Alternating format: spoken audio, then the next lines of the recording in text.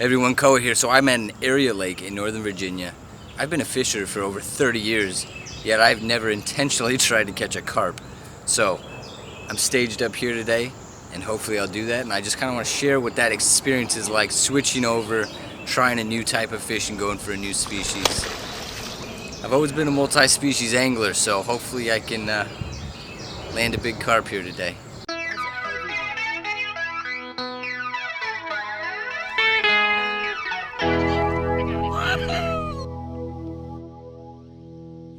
Yesterday I threw together some bait, which is a mixture of corn, crushed garlic, flavored croutons, some jello mix, strawberry flavor, and cornmeal. My friends who live on this lake are letting me fish on their private shoreline, so I chummed the waters here last night, and I've chummed the waters a bit more this morning. So all I did was rig up a basic hair rig that goes on a method feeder. It's not too complex to tie, it's just a leader sent through the eyelet of a special carp hook. I'm using 50-pound braided line. The back of the leader gets a simple overhand knot that is then sitting on the back of a shank. A knotless knot attaches the leader to the hook, and the back half of the leader attaches to a swivel with a strong terminal knot. And a lot of fishers like to throw on a surgeon's loop at the opposite end of the leader to quickly be able to attach and detach the leader to or from a swivel with a simple cow hitch knot. I just don't feel a cow hitch knot is as reliable as a strong terminal knot. Then it's just about using a hook needle to thread the end of the leader through the fake corn, and a bait stop just slips in between that first overhand knot that was made.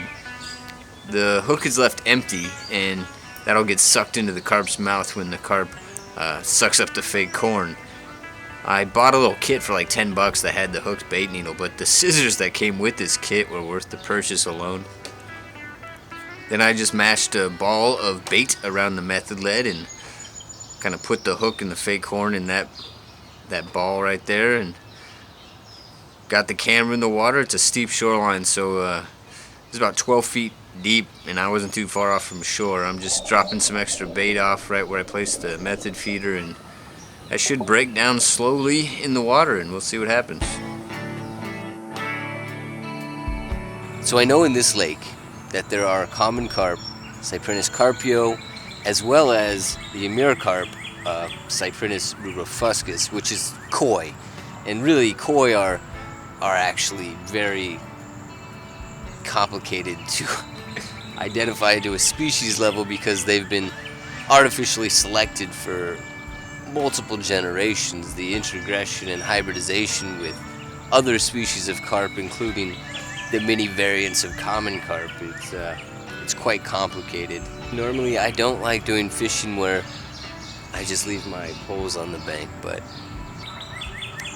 so basically I've just got my muskie rod there, Muskie Innovations heavy 8'6" with fast action. I got a basic hair rig going. I didn't go with the blowback rig though, I'm just trying the basic one. The other pole I got in is a 7'6" St. Croix. That's a medium heavy, moderately fast action rod. That's kind of my diverse rod I like putting. I can catch anything on that. I love that rod. Just really diverse. On the muskie rod I have my Abu Garcia Ambassador 6601C4. And then on the St. Croix I have my Shimano Curado 201 HG. I guess I'll just stay here for a few hours and hope something hits. Each of us fishers usually have a species we like going after, and this is very different from the muskie and pike that I most enjoy going after. The rituals beforehand are so different.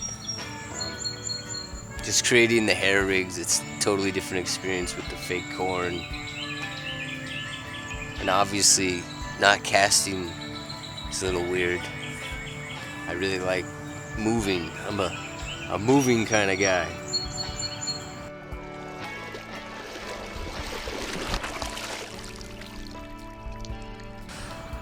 Alright, so I've been here for a little over 3 hours, had my lines in the water. I had one little nibble, probably wasn't a carp, on the second rod.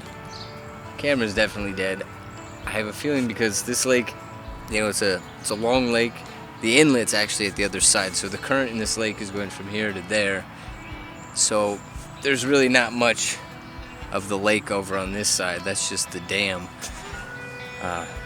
So obviously carp they use a lot of that chemosensory to smell. So I might move just further up the lake.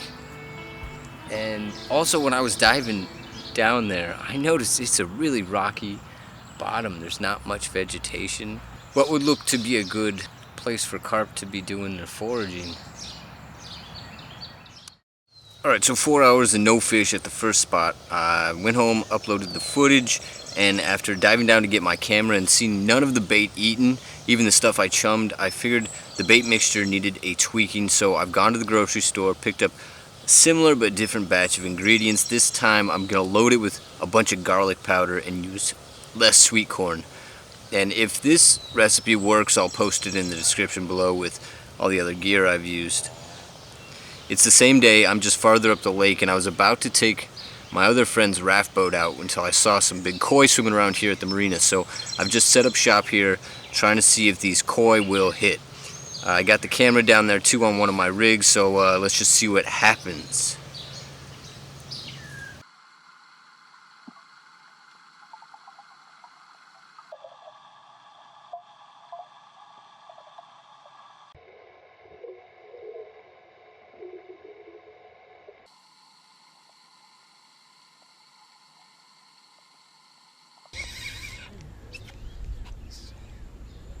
She's gravid. She is gravid. So I mean 99% of the fishing in my life I'm holding a rod in my hand, not setting it and waiting. So a carp hit, but before I show you the footage, let me set up what happened. I should have set my pole in a more locked position because the carp hit like a ton of bricks and pulled the end of the pole from under the anchor, wedging the middle of the pole under the anchor mooring, and then the carp shot out towards the lake, snapping my pole in two. Totally my fault, and it speaks nothing to the pole's structural integrity. That would have been a solid piece of metal of the same diameter. Oh yeah, it's a big common carp. Ooh, it is a beast. Ah.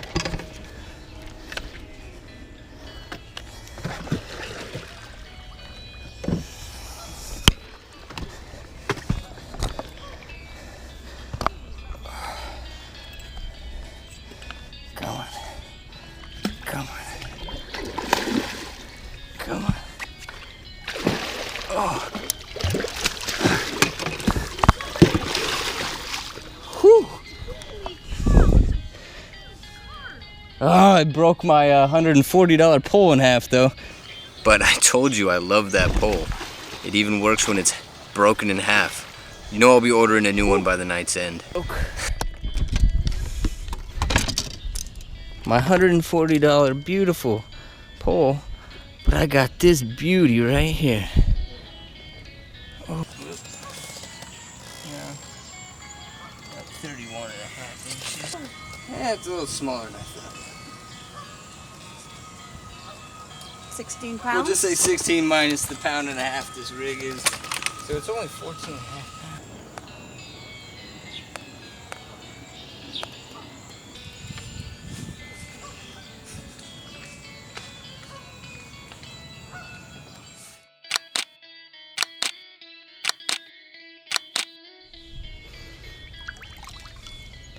He's almost strong.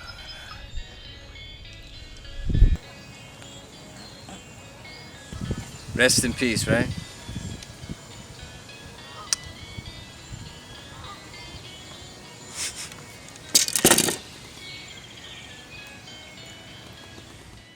So it's a handful of days later. I'm just back at my friend's marina.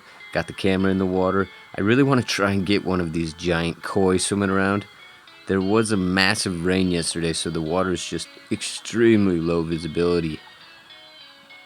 The new replacement pole came in, and I'm just going to test out the same mixture of bait that got the carp before and see how well it does. It's got to repeat the results to be a proven bait. And if you have a good carp bait recipe and you want to share that for the other fishers here at KNFS, please post that down below for everybody to read, or share why you do or don't enjoy carp fishing or any other carp fishing tips. So the new pole has a fish on, but not the one with the camera on it, so that's sort of sad. But I was gonna lip this guy, but it really started to put up a big fight. So just to let you know what I spent to get the gear I didn't have, in case you want to get started on a method feeder hair rig for carp fishing, I spent just under $40 to get the method lead kit, the tool kit, a bag of fake corn, and the special carp hooks.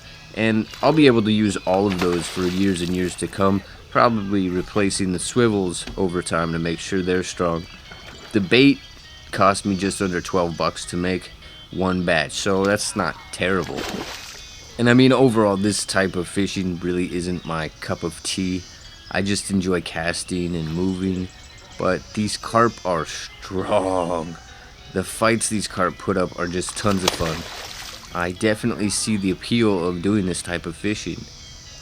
I'd say it's quite enjoyable as long as you get that fight in the end. Plus, this is a pretty cool looking species with the barbels on the head and the really soft cichlids scales.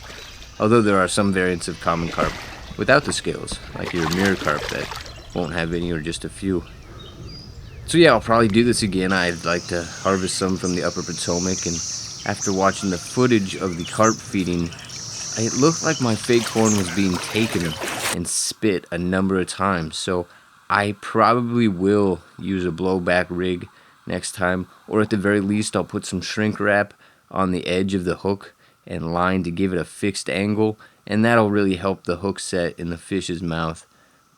Because I was using a braided leader instead of like a stiffer, thick fluorocarbon, that braided line that's flimsy just probably wasn't helping with the hook set. And I'm definitely going to build or invest in some pole holders because, well, you know why. Alright, y'all, fish responsibly and good luck. It's always a learning experience out on the water, so we're always adding to our fishing smarts.